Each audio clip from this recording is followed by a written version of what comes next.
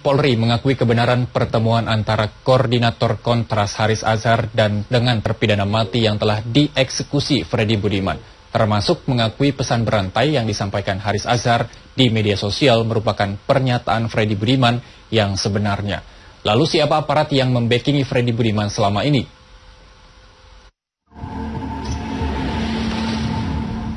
Tim independen bentukan Mabes Polri yang beranggotakan pengawas internal Polri serta unsur eksternal seperti Hendardi dari Star Institute, Komisioner Kompolnas Pongki Indarti, dan pakar komunikasi Effendi Ghazali baru saja selesai mengunjungi LP yang pernah dihuni terpidana mati yang telah dieksekusi Freddy Budiman. Mereka mendatangi LP Batu dan LP Pasir Putih Nusa Kambangan Cilacap, Jawa Tengah pada Selasa hingga Rabu pekan ini. Tim memastikan benar terjadi pertemuan antara gembong narkoba Freddy Budiman dan koordinator Kontras Haris Azhar di LP Nusa Kambangan, Jawa Tengah 2014 silam.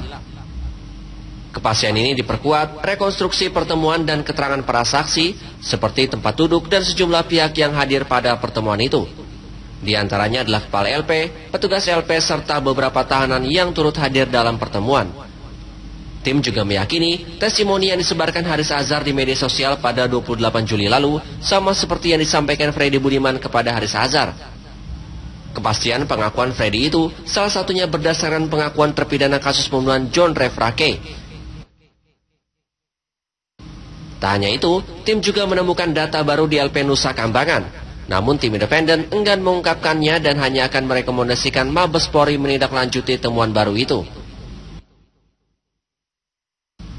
Haris sendiri mengaku sedikit lega ketika Polri memutuskan menghentikan sementara pengaduan Mabes Polri, TNI, dan BNN yang melaporkannya atas penyebar luasan informasi tidak benar di media sosial. Saya menganggap bahwa jika saya dilaporkan ke proses hukum, terus dipidanakan misalnya gitu, saya akan hadapi. Saya sudah membatalkan rencana saya keluar kota, keluar negeri, hanya untuk fokus dalam proses ini. Saya tidak takut dengan itu semua. Tapi saya tetap keberatan karena menurut saya yang penting direspon lebih lanjut adalah soal informasi dari Freddy Budiman. Postingan Haris Azhar di media sosial yang diberi judul cerita busuk dari seorang bandit Freddy Budiman berisi bagaimana Freddy menjalankan bisnis narkobanya dengan backingan aparat keamanan dari mulai Polri, TNI hingga BNN. Freddy mengaku telah menyetorkan uang 450 miliar rupiah kepada pejabat BNN dan 90 miliar rupiah ke pejabat Mabes Polri. Saat hendak mengimpor narkoba, Freddy lebih dulu menghubungi berbagai pihak untuk mengatur kedatangan narkoba dari Cina. Oknum aparat disebut Freddy meminta keuntungan kepada Freddy dari 10.000 hingga 30.000 per butir. Freddy tak pernah menolak sebab ia tahu harga dari pabrik narkoba di Cina hanya 5.000 rupiah per butir. Sehingga dengan modal 10 miliar rupiah, Freddy bisa meraup untung triliunan rupiah. Karena harga satu butir narkoba di pasaran berkisar 200.000 hingga 300.000 rupiah.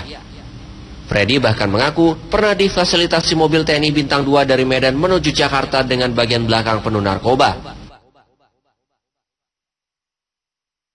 Pengakuan Freddy ini diperkuat dengan temuan Pusat Pelaporan dan Analisis Transaksi Keuangan atau PPATK mengenai aliran dana 3,6 triliun rupiah terkait jaringan Freddy Budiman. Masyarakat menunggu keberadaan aparat untuk mengungkapkan oknum pejabat di Polri, TNI, dan BNN yang turut menikmati uang haram almarhum Freddy Budiman. Tim Liputan, JAK TV.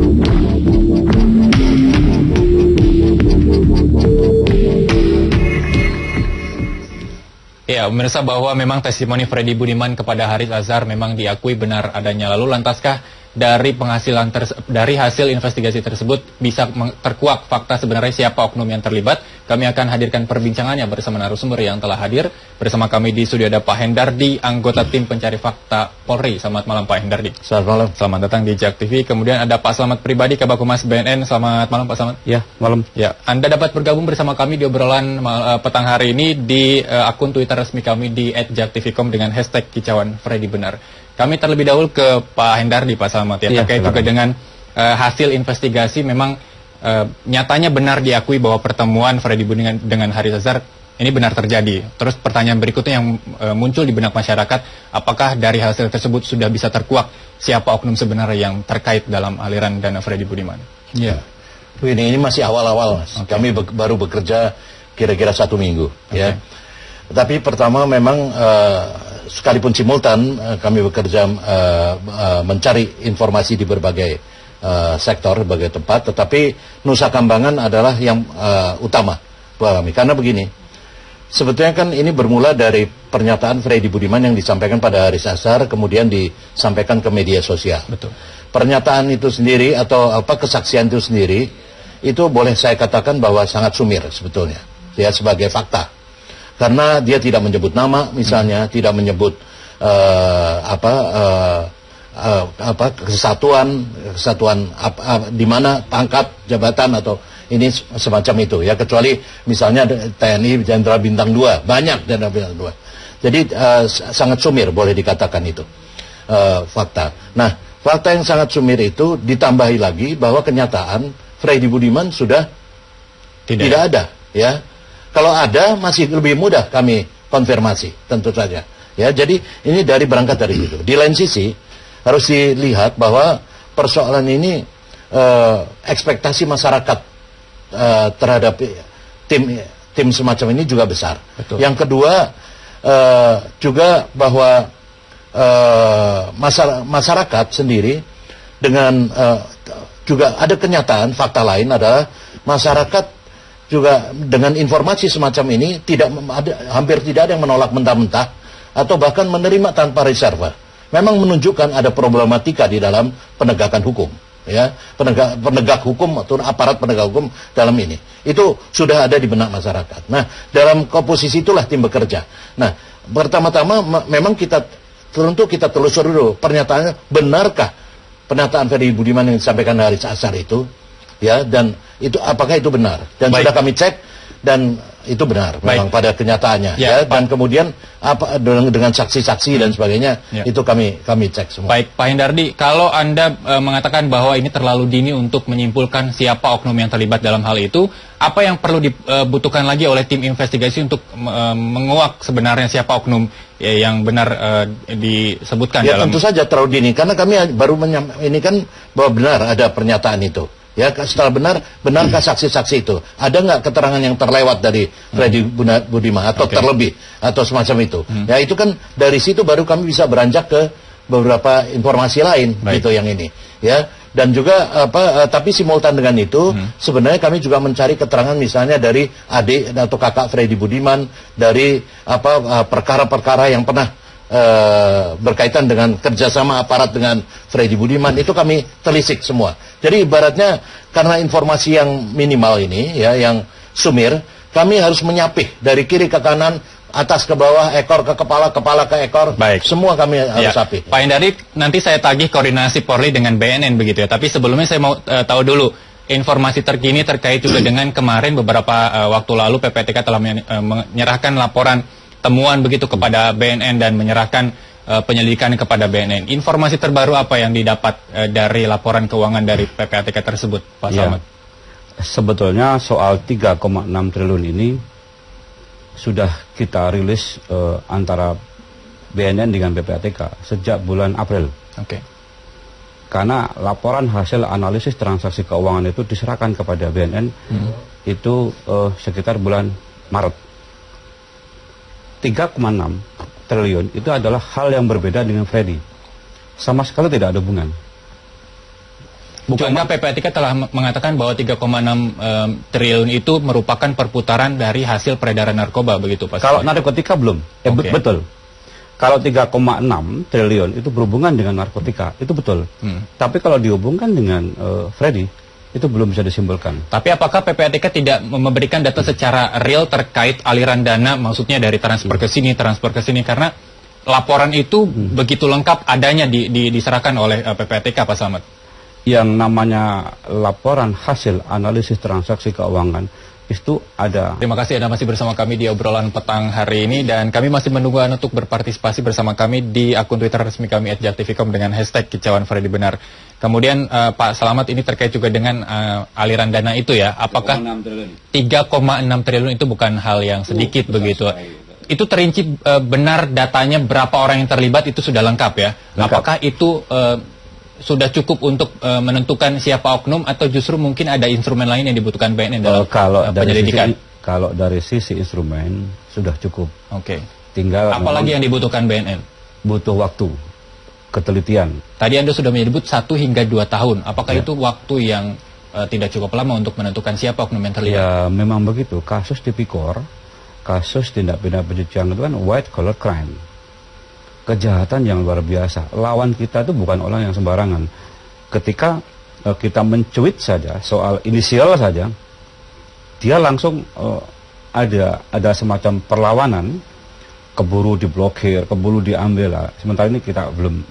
Tapi yang jelas transparansi kita kepada publik 3,6 itu betul berhubungan dengan soal narkotik.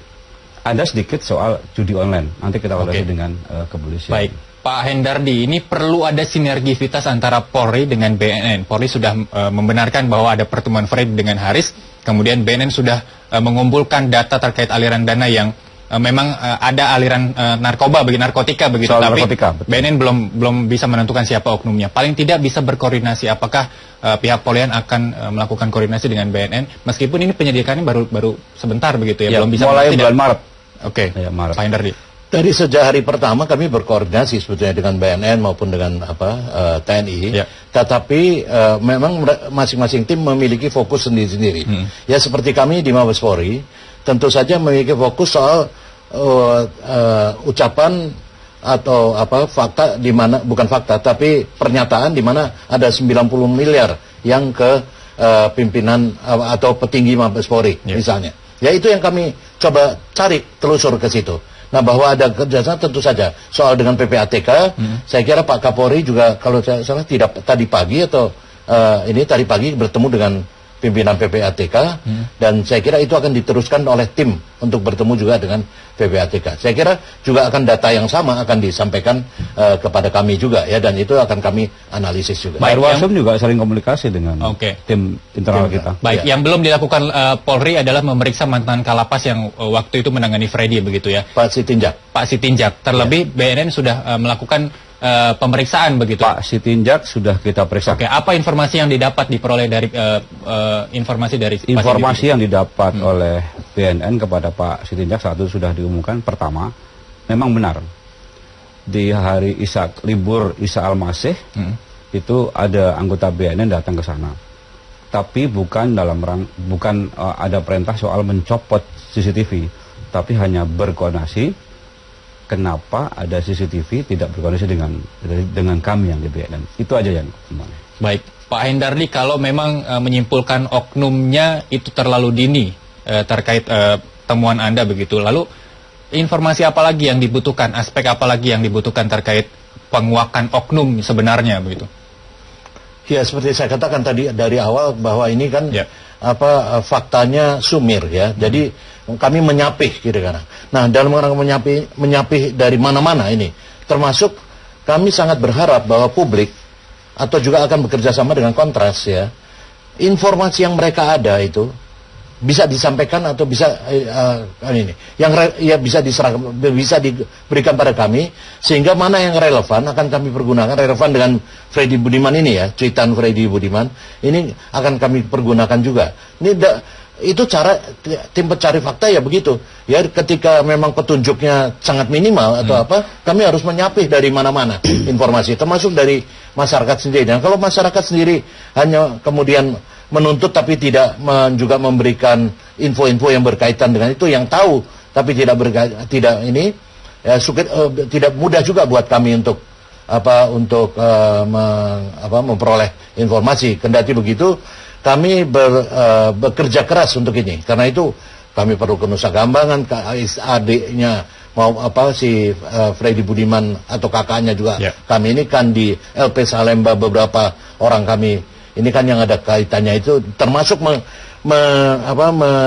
menelisik ya dari misalnya kasus-kasus Freddy Budiman dulu yang bekerja sama dengan aparat dan aparatnya ada dihukum pecat dan sebagainya. Itu kami trace lagi. Walaupun itu aparat Polda, tapi mungkin aja ada tali temalinya dengan ini di Mabes Polri dan sebagainya, kami jalankan. Baik, terima kasih Pak Hendardi, terima kasih Pak Slamet. Sayang sekali waktu kita terbatas. Harapannya tidak hanya sebatas penyelidikan penyalahgunaan wewenang masing-masing institusi, tapi juga semua kasusnya terbongkar. Kita buka seluas-luasnya. Baik, terima kasih Pak Slamet, terima kasih Pak Hendardi. Dan pemirsa, di segmen berikutnya ada informasi terkait DPP PDIP menggelar rapat yang dihadiri Ketua Umum PDIP Megawati